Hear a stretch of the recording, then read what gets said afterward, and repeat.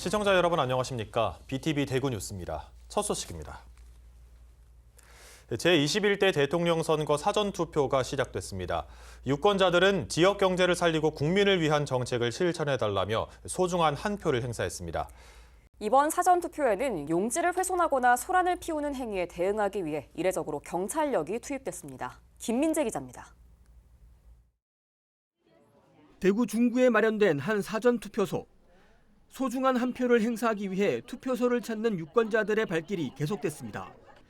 기표를 마친 유권자들은 용지를 접어 조심스레 투표함에 집어넣으며 대한민국의 더 나은 미래를 바랐습니다.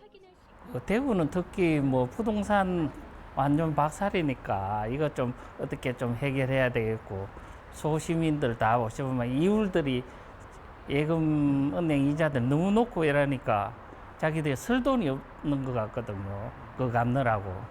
그런 거 좀 해결하고, 그리고 소상공인들 좀 생활이 될 수 있게끔 경제가 좀 돌아갔으면 이래 좋겠습니다. 점심시간이 가까워오자 투표소를 찾는 시민들의 수는 점점 늘었습니다.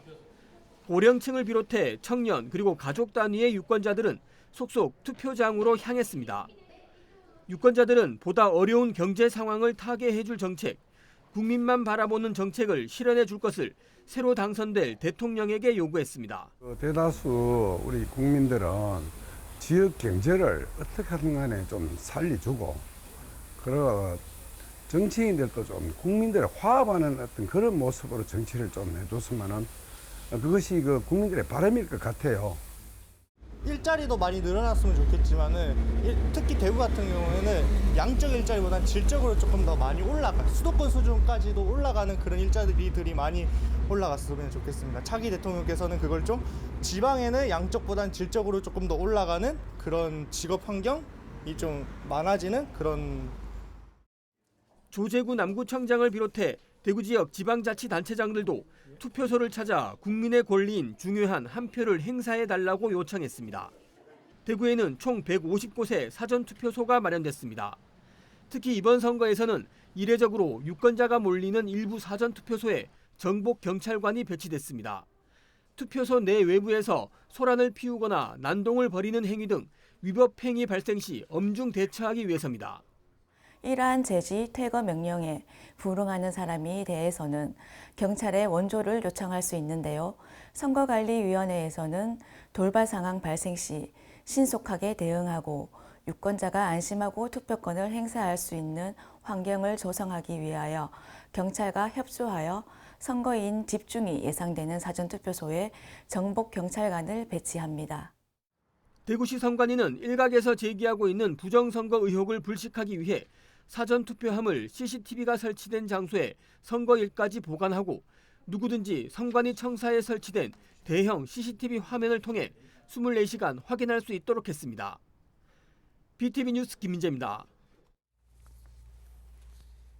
제21대 대통령 선거의 사전투표가 시작되자 더불어민주당 소속 주요 인사들이 대구를 찾아 사전투표를 마쳤습니다. 추미애 민주당 공동선대위원장과 한정혜 수석 부위원장 그리고 허소 대구시당 위원장은 중구 228 기념회관에 마련된 사전투표소를 찾아 투표했습니다. 이어 김부겸 총괄선대위원장 역시 대구 대신동 사전투표소에서 투표를 진행했습니다. 민주당 대구시당은 끝까지 낮은 자세로 시민들과 함께하는 선거운동을 이어나가겠다고 밝혔습니다. 제21대 대선 사전투표가 평일에 치러지면서 이 사전투표율이 낮을 것으로 예상되자 국민의힘 대구 국회의원들은 사전투표들을 독려하고 나섰습니다. 주호영 국민의힘 대구 선대위원장과 국회의원들은 수성구 범어 1동 사전투표소에서 함께 사전투표를 했습니다. 권영진 국민의힘 달서구 병 국회의원은 달서구 볼리동 행정복지센터에서 마련된 사전투표장에서 투표를 하고 지역 유권자들에게 적극적으로 사전투표에 참여할 것을 당부했습니다. 대구의 사전투표율은 부정선거 음모론 등의 영향으로 사전투표가 처음 도입된 2014년 지방선거 이후 지금까지 치러진 대부분의 선거에서 전국 최저 수준을 보였습니다. 지난 5월 25일은 여성 노동단체들이 정한 여성 비정규직 임금차별 타파의 날이었습니다. 남성 정규직과 여성 비정규직의 1년치 임금을 비교했을 때 여성 비정규직 노동자들은 5월 25일 이후부터는 무급으로 일을 하는 것과 마찬가지일 정도로 큰 격차가 난다는 점을 드러내기 위한 건데요.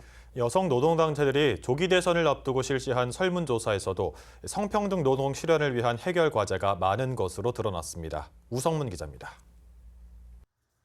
우리나라 성별 임금 격차가 OECD 회원국 1위라는 오명을 28년째 벗어나지 못하고 있습니다. 2024년 8월 기준 남성 정규직 월 평균 임금은 430만 원인데 여성 비정규직은 169만 원으로 남성 정규직의 39.4%에 불과합니다. 1년으로 계산하면 여성 비정규직은 145일째인 5월 25일부터는 무급으로 일하는 셈입니다. 비정규직 여성 노동자는 전체 여성 노동자의 50.5%에 이르고 여성의 평균 임금도 남성의 69% 수준에 불과합니다. 여성노동자회와 여성노동조합이 제9차 여성 비정규직 임금차별 타파의 날과 제21대 대통령 선거를 맞아 성평등 노동에 대한 생각을 물었더니 여성 노동자들이 일터에서 경험한 가장 큰 문제도 성별 임금 격차인 것으로 나타났습니다.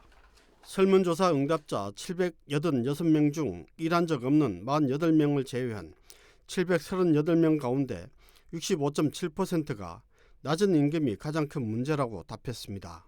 뒤를 이어 불안정한 고용 형태 35.9%, 수직적 직장 문화 25.7%, 장시간 노동 23.8%, 성차별적 직장 문화 12.7%, 직장 내 괴롭힘 12.5%, 직장 내 성희롱 6.5% 순으로 나타났습니다.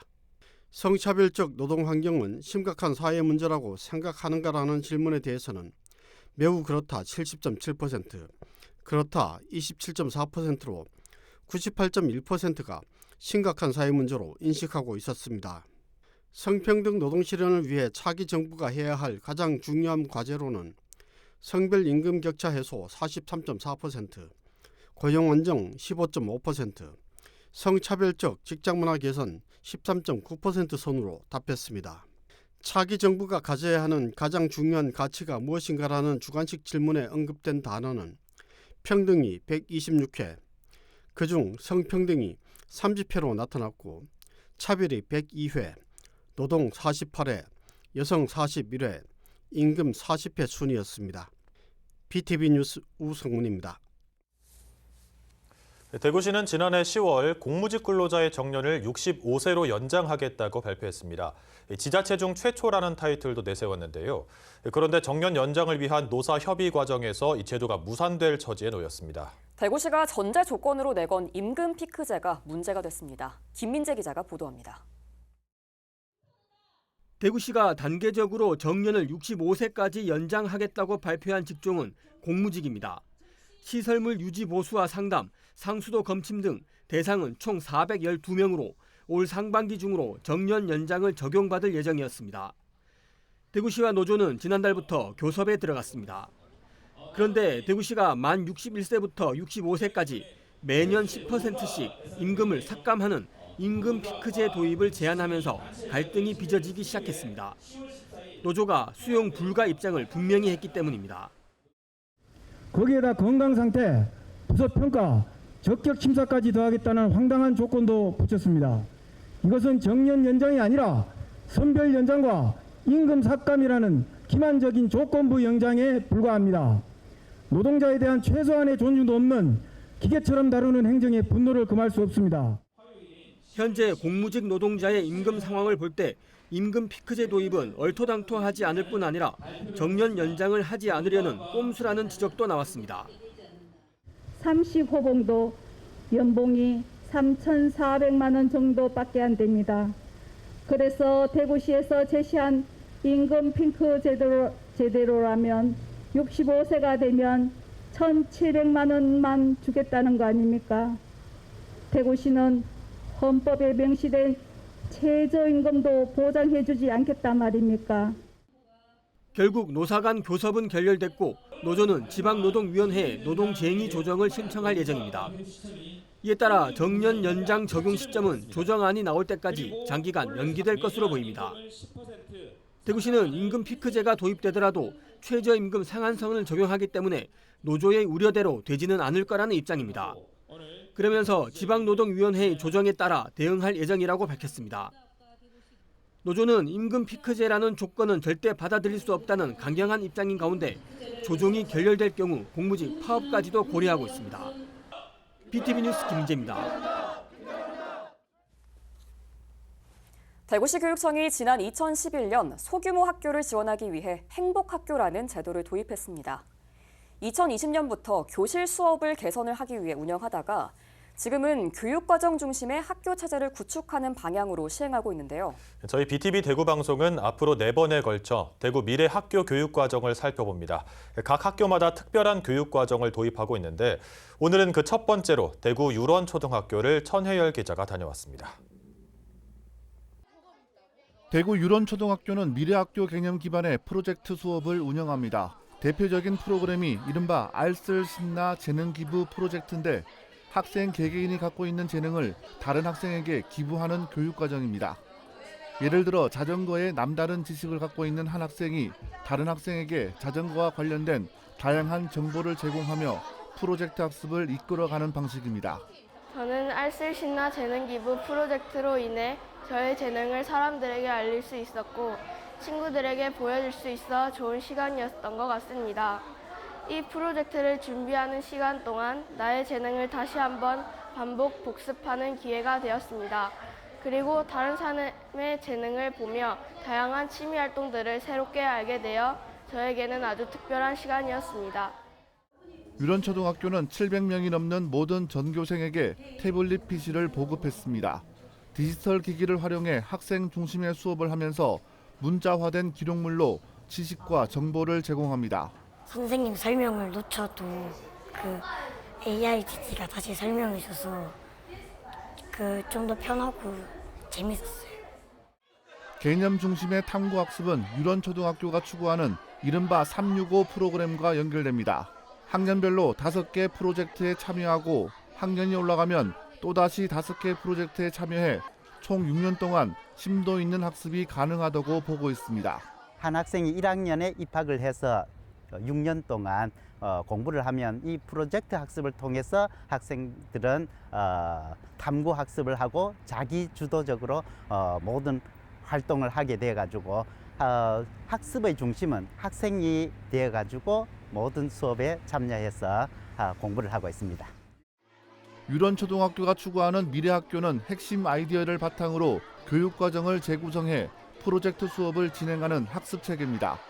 학생의 삶과 연계한 학생 주도 수업을 실천하고 있으며 예술교육을 통한 기초 소양 교육을 지속적으로 추진하고 있습니다.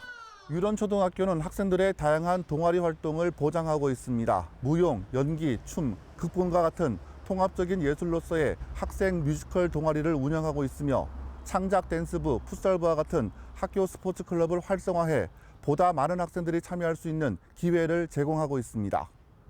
BTV 뉴스 천혜열입니다. 다음 달 하순부터 장마가 예상됩니다. 이에 대비한 안전점검이 시급한데요. 특히 산불 피해 지역에서는 폭우로 인한 산사태 위험이 커지는 만큼 철저한 대비를 하고 있는데요. 안동시 현장을 홍하영 기자가 취재했습니다. 안동시 임하면의 한 주택. 집 뒤쪽에 커다란 판이 줄지어 세워져 있습니다. 산불 이후 비가 많이 오면 토사가 집으로 밀려들지 몰라 주민이 손수 대비한 겁니다. 산사태가 걱정이 돼. 지금 걱정이 많이 되지. 비가 많이 온다. 바로 집 뒤도 산사태지, 앞도 산사태지. 그거 어떻게 안 오고? 다리에 사태 난다고요. 집도 안 짓는데. 이처럼 산불 2차 피해를 걱정하는 주민들을 위해 안동시가 긴급 작업에 돌입했습니다. 나무가 가득했던 의성김씨 우남종택 뒤편 동산에는 잘려나간 나무 기둥이 가득합니다. 다 타버린 나무가 쓰러지면서 지나가는 사람이나 차량을 위협할 수 있어 안동시가 베어낸 겁니다. 안동시는 가옥 바로 주변에 위험하다고 판단되는 나무 930여 그루 대부분을 제거했습니다.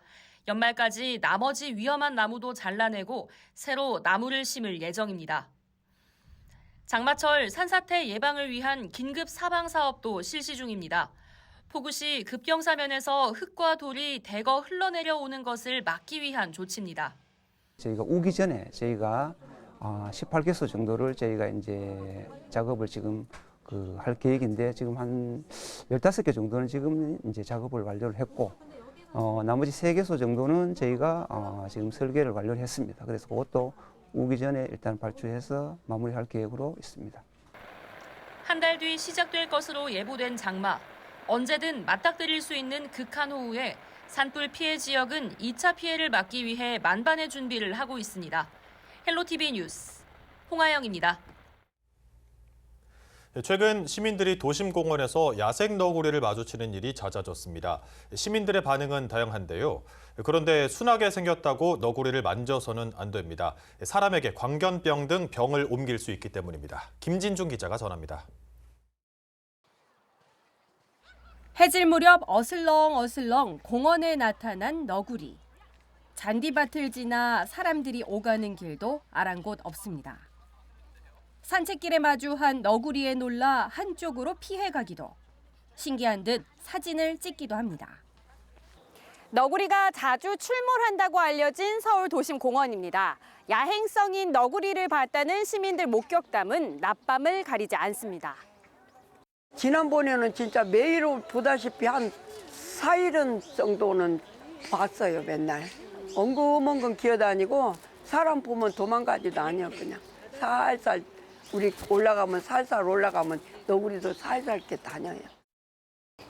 개가 비슷하게 생기는데 지금 입이 좀 뾰족하고 털이 좀 길고 거칠고 공격성이 이렇게 뭐 덤벼들지도 않고 순하게 생겼어요. 도심에서 관찰되는 너구리 수는 늘고 있습니다. 연간 구조 건수만 살펴봐도 2022년 63건에서 지난해 117건으로 2배 가까이 증가했습니다. 서울시는 야생 너구리에 대한 인수공통 감염병 정밀 검사에 들어갔습니다. 야생동물에 대한 질병 모니터링을 통해 감염병 대응을 강화한다는 겁니다. 지금 너구리를 보면 또 대체로 털도 많이 빠져 있고 또 피부병을 앓고 있는 것처럼 보여서 혹시 이런 너구리로부터 어떤 감염병이 옮게 되지 않을까 걱정하는 시민들이 많은 게 현실입니다. 사람과 동물에게 함께 발병할 수 있는 인수공통 감염병 10종과 또 너구리에게만 발생하는 백과동물 질병 13종에 대해서 정밀 검사를 실시해서 실제로 너구리가 어떤 질병에 감염돼 있는지 파악하고 또 분석함으로써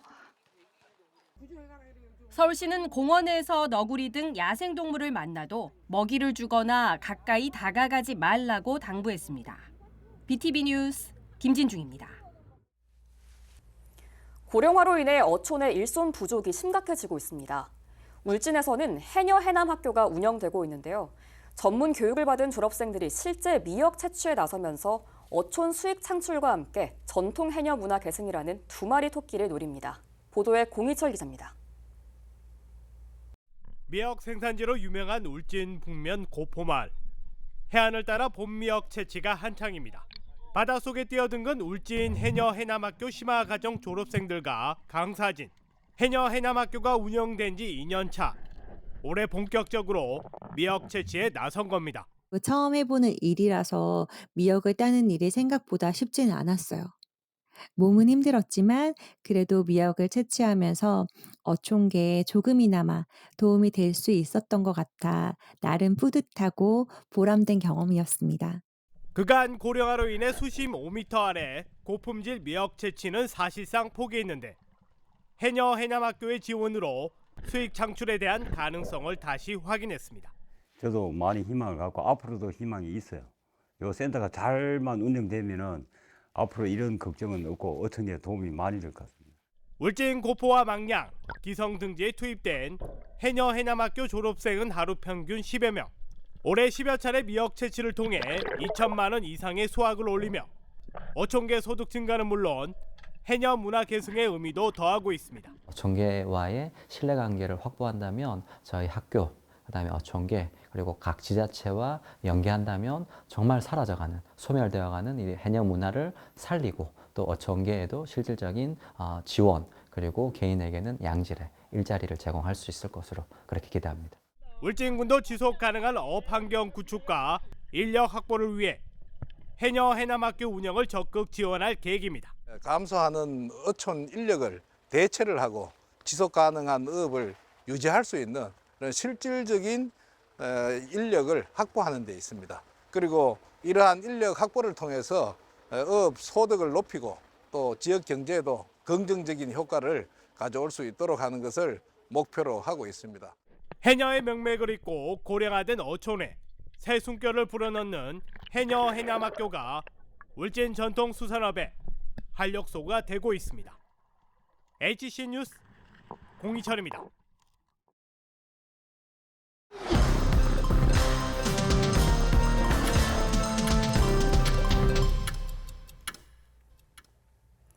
남구가 앞산 하늘달이 사랑의 오작교 이벤트를 업그레이드합니다. 사랑의 오작교 이벤트는 앞산 하늘달이 중앙하트 조형물 아래 설치된 6면 디스플레이를 통해 시민들이 소중한 사람에게 전하고 싶은 영상이나 사진 메시지를 상영할 수 있는 프로그램입니다. 이번에 개선된 시스템은 기존 이메일 접수 외에도 현장에서 QR코드로 간편하게 신청할 수 있고 새로 추가된 테마별 영상 템플릿을 활용해 감각적인 영상 제작이 가능합니다.